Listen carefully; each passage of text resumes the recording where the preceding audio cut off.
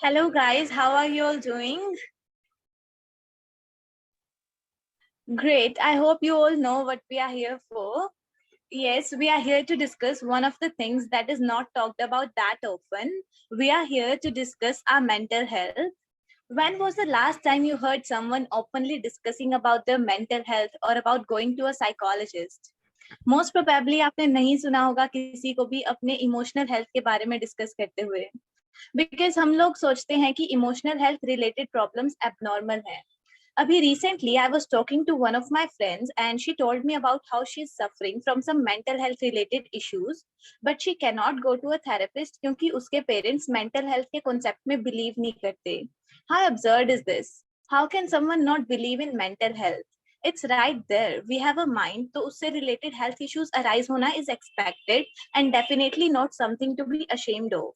और कुछ लोग तो अगर किसी थेरेपिस्ट को कंसल्ट करते भी होते हैं तो they feel like it's a matter of shame and try to hide it from everyone. We are never ashamed when we have any physical health related issues, so why are we embarrassed about mental health related issues? It's because of taboos and stigmas that surround the subject, and इसीलिए आज हम इन issues को discuss करेंगे. We will first talk about emotional well-being and its importance. Then we will talk about what psychology is all about, after which we will break some myths associated with the subject, and then we will address some very important psychological issues at hand. And at the last but not least, we will see the scope of psychology in understanding and addressing these issues. Now, I will hand over to Dimple to tell you all about what emotional well-being is and what is its importance. So, today our first topic is what is emotional well-being. तो emotional wellbeing को जानने से पहले हम ये देख लेते हैं कि इमोशनल वेलबींग साइकोलॉजी से कैसे रिलेट करता है. बेसिकली साइकोलॉजी होता क्या है? Psychology is a study of behaviours, experiences and mental processes. So emotional well-being, emotional well-being is the emotional quality and individual experiences. So आप अब सोच रहे होंगे कि emotional quality होता क्या है. Emotional quality means कि जो हमारे emotions होते हैं, क्या हम उन्हें सही टाइम पे सही emotions फील कर पाते हैं या फिर नहीं. फॉर एग्जाम्पल, एक स्टूडेंट है, वो अपने एक सब्जेक्ट में फेल हो जाता है, फिर भी वो बहुत खुश है, बट ये तो गलत इमोशंस है ना. मान लो अगर बाय चांस हम किसी सब्जेक्ट में फेल हो जाते हैं तो हम तो नहीं कहते ना वाओ कितनी अच्छी बात है कि हम फेल हो गए, यानी कि उसने गलत टाइम पे गलत इमोशन फील करा है. Emotional well-being is influenced by a variety of demographic, economic, and situational factors. Demographic means our society, economic means our financial status, and situation factor. जैसे कि वर्ड से ही पता चल रहा है, according to situation. Being emotionally healthy does not mean you are happy all the time. अब ऐसा तो नहीं है ना कि अगर आप इमोशनली हेल्दी हैं, इमोशनली स्ट्रॉन्ग हैं, तो आप हमेशा खुशी रहेंगे, आपकी लाइफ में कोई सैड मोमेंट आएगा नहीं. It means you are aware of your emotions. आपको आपके इमोशंस के बारे में पता चल जाएगा और आप उनके साथ डील कर सकते हैं, वेदर दे आर पॉजिटिव और नेगेटिव. चलो, अब हमने देख लिया कि इमोशनल वेलबींग होता क्या है. अब हम आगे देखेंगे कि ये इम्पोर्टेंट क्यों होता है हमारे लिए. An important part of overall health. जैसे कि हमें फिजिकली स्ट्रॉन्ग होना बहुत जरूरी होता है, वैसे ही मेंटली भी बहुत जरूरी होता है. People who are emotionally healthy are in control of their thoughts, feelings and behaviors. They are able to cope with life challenges. Cope means deal. The implication of decreased emotional well-being are related to mental health concerns such as stress, depression and anxiety. जैसे कि emotional wellbeing है वो conclude करता है regarding mental health, stress, depression and anxiety. Anxiety means our fear. तो example जैसे कि अब कोरोना चल रहा है, तो आधे से ज्यादा की तो डेथ इसी की वजह से हो जाती है क्योंकि वो इमोशनली स्ट्रॉन्ग नहीं होते और वो अपने माइंड में यही बिठा लेते हैं कि हमें कोरोना हो गया है, अब हमारा कुछ नहीं हो सकता. कुछ तो इसी की वजह से उनकी डेथ हो हो जाती है। बट अब ये है कि अगर हम इमोशनली स्ट्रॉन्ग हैं, इमोशनली हेल्दी हैं, तो हम 74% कोरोना से बच सकते हैं। Research shows that emotional health is a skill. कि रिसर्च ने ये शो करा है कि जो इमोशनल हेल्थ है ना, वो एक स्किल है जिसे हम इम्प्रूव करते हैं। जैसे कि कोई स्पोर्ट है, उसमें भी अगर किसी स्पोर्ट को अच्छा करने के लिए उसमें भी एक स्किल होती है, टेक्निक होती है, हम उसे भी इम्प्रूव करते हैं। सो there are steps you can take to improve your emotional health and be happier. Now I will hand over to Moni. Yes अभी जैसे कि डिम्पल ने बताया कि इमोशनल वेलबींग क्या होता है और उसकी इंपॉर्टेंस क्या है, so no I will tell you about psychological factor that influence our emotional wellbeing. So let's start. Emotional well-being is made up of several psychological factors, so it's not easy or quite possible to talk about all right now in detail. So let's throw light on some important factors. Our first important factor is behavior. Behavior is that how we are responding or reacting in any situation type.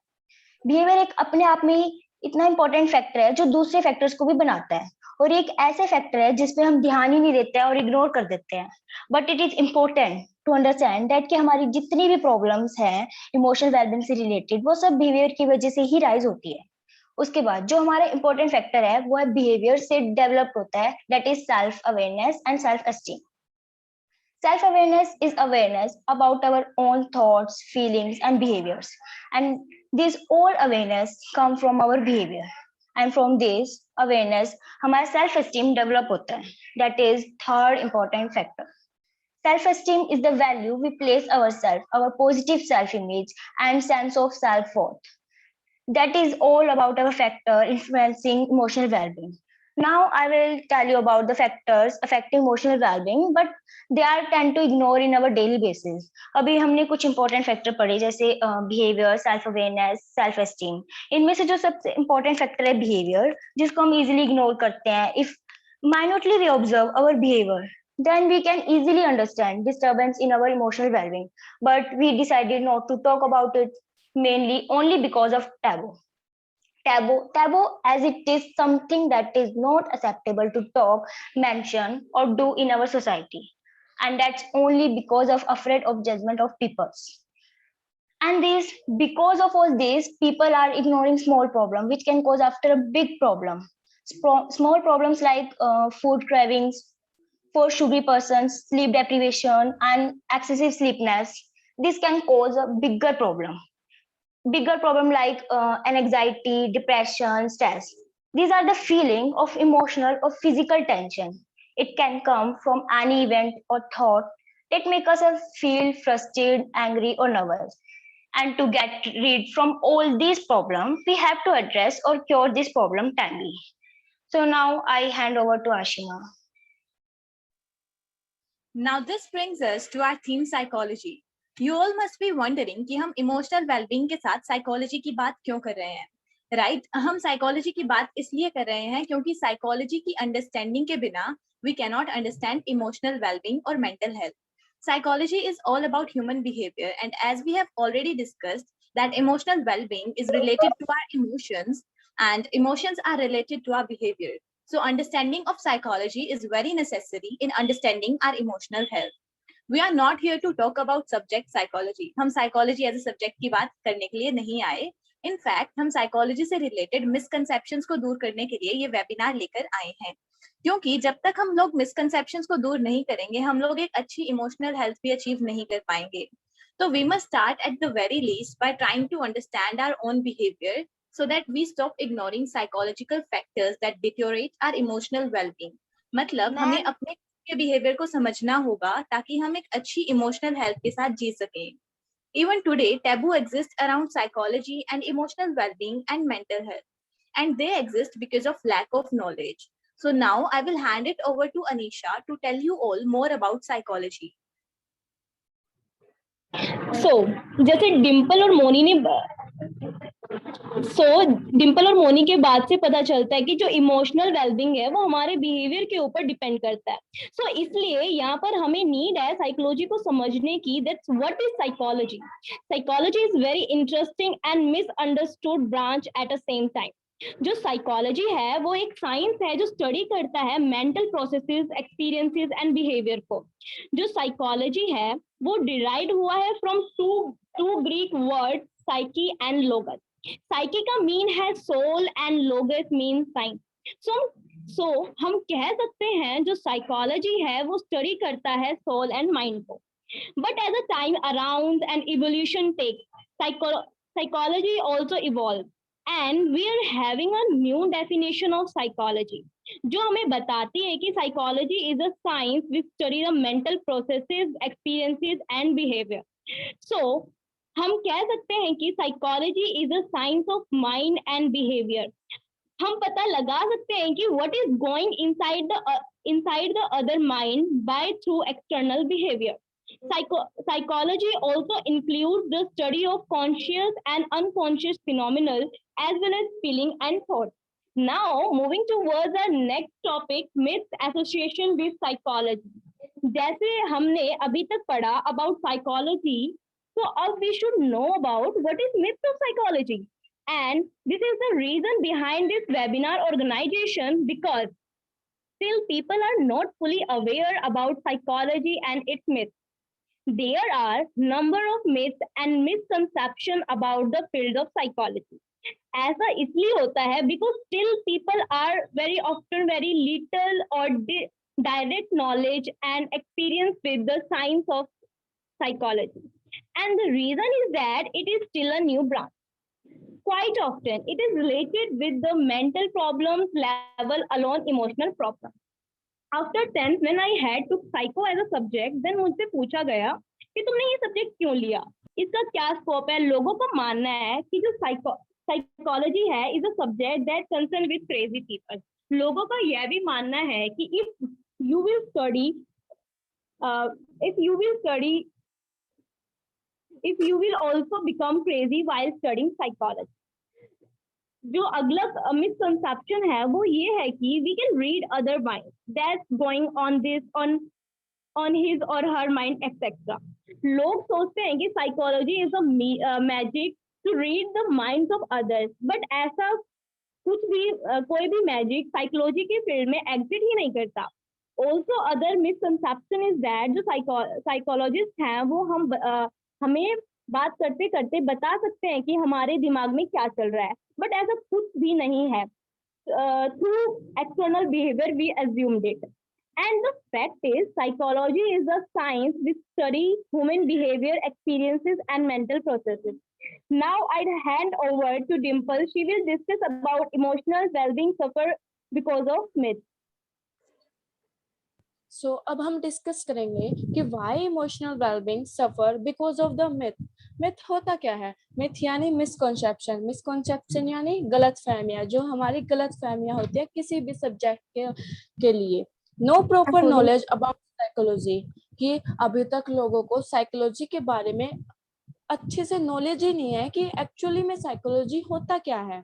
Most of the people in small cities or rural areas are not yet fully aware about this because of the lack of resources. क्योंकि वो जो advance technology है हमारी उनसे बहुत दूर रहते हैं, ना ही वो इंटरनेट यूज करते हैं ना ही सोशल मीडिया, जिसकी वजह से वो जो हमारी मेंटल हेल्थ है और जो हमारी साइकोलॉजी है उसके बारे में अवेयर नहीं होते, जिसकी वजह से जो इमोशनल वेलबींग है वो बहुत सफर करता है।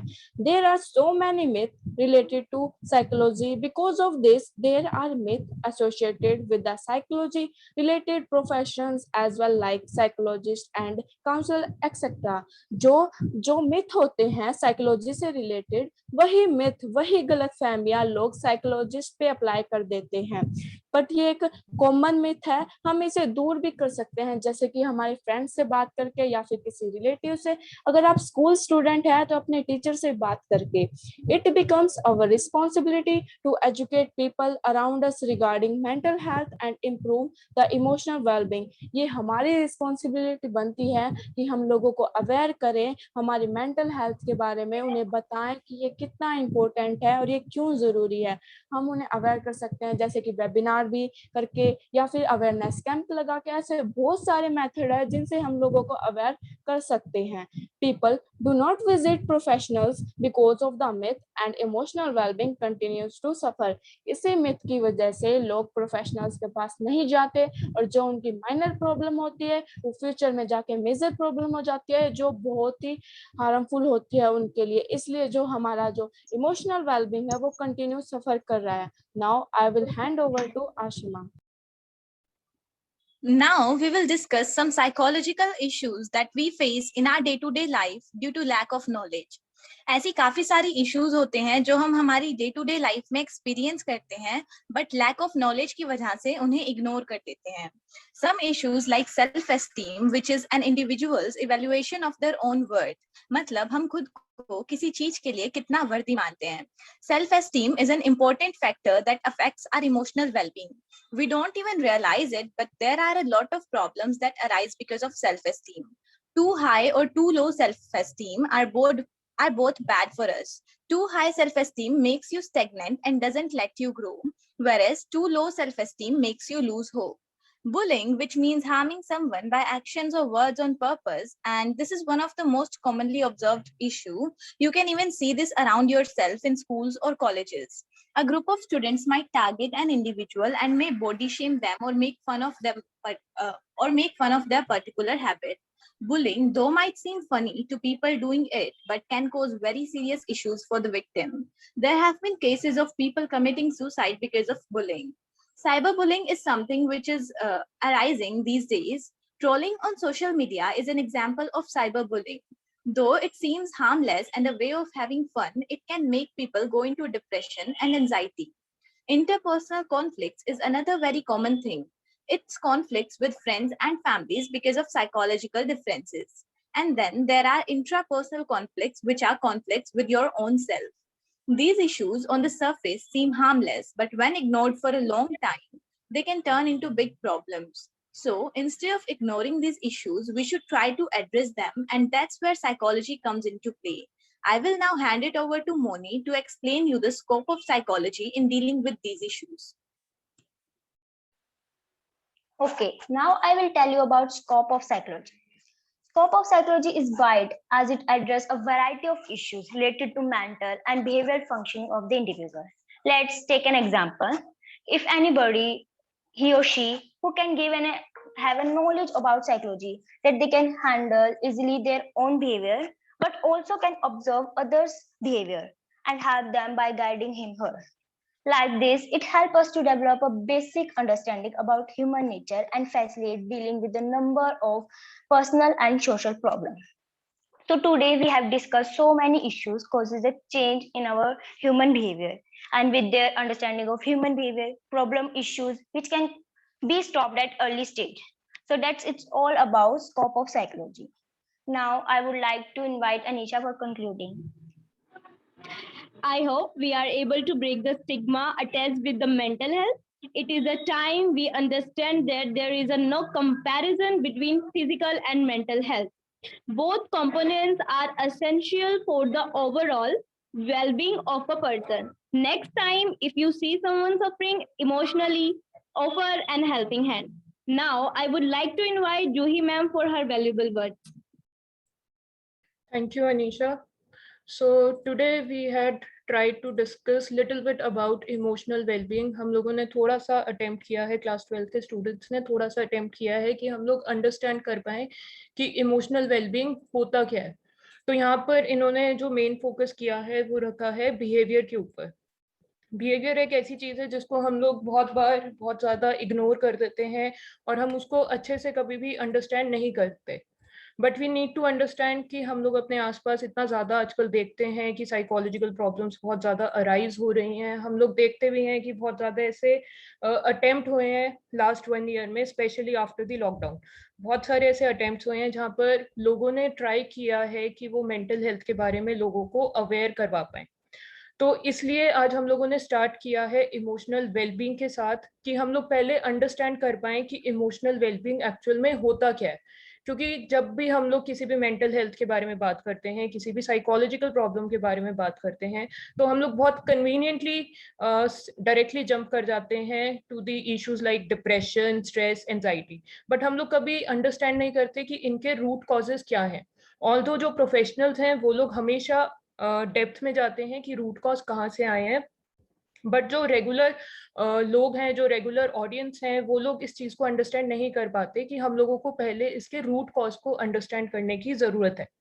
और हम लोग रूट कॉज को अंडरस्टैंड कर सकते हैं बहुत ही इजीली अगर हम लोग किसी के बिहेवियर को बहुत ही ज्यादा माइन्यूटली ऑब्जर्व करें। और हम लोगों को ये चीज रियलाइज भी नहीं होती that how important is self esteem, और किस तरीके से सेल्फ एस्टीम से जनरली जो बहुत ही कॉमन साइकोलॉजिकल इश्यूज आज के दिन हो रहे हैं, लाइक डिप्रेशन हो गया, एंजाइटी हो गया, किस तरीके से वो अराइज होते हैं सेल्फ एस्टीम से।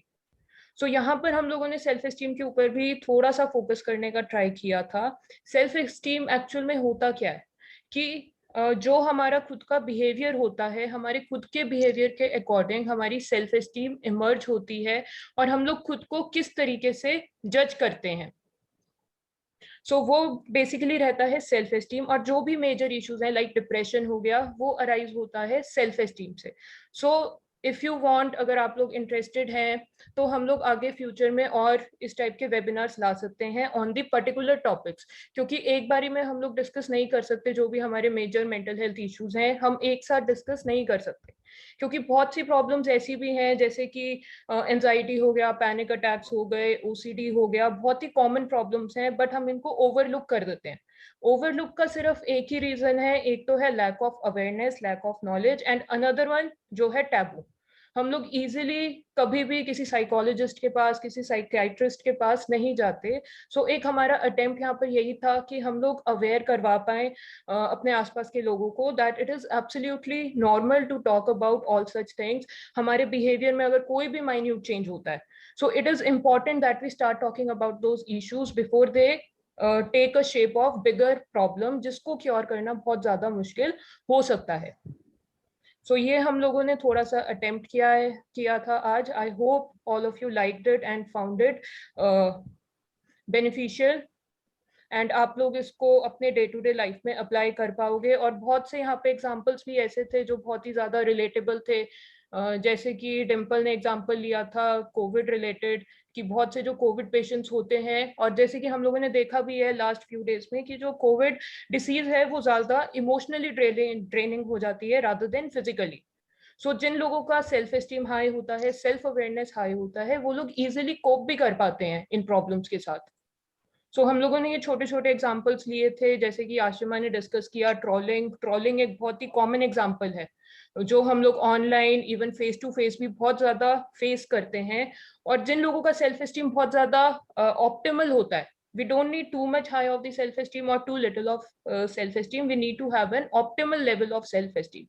और जिन लोगों में ऑप्टिमल लेवल होता है सेल्फ एस्टीम का, वो ट्रोलिंग जैसी जो हमारी डे टू डे लाइफ में अकर होता है, ट्रोलिंग, नेम, बॉडी शेमिंग जैसी जो चीजें आजकल बहुत ज्यादा कॉमन हो रही हैं, हम इनके साथ प्रॉपरली डील कर पाते हैं, हम इनको स्ट्रेस नहीं बनने देते। एंड ये सिर्फ पॉसिबल हो पाता है जब हमारी सेल्फ अवेयरनेस हो। सेल्फ अवेयरनेस का यहाँ पर मतलब होता है कि हम लोग अपनी स्ट्रेंथ्स एंड वीकनेसेस के साथ अवेयर हैं, हम लोगों को पता है that what we are good at and what do we lack, और उसके अकॉर्डिंग हम लोग अपने डे टू डे लाइफ के चैलेंजेस के साथ डील कर पाते हैं। So in future, we would love to bring such webinars on specific topics like depression, panic attacks, stress, depression, anxiety, इन सब के ऊपर भी हम लोग webinar लाना पसंद करेंगे।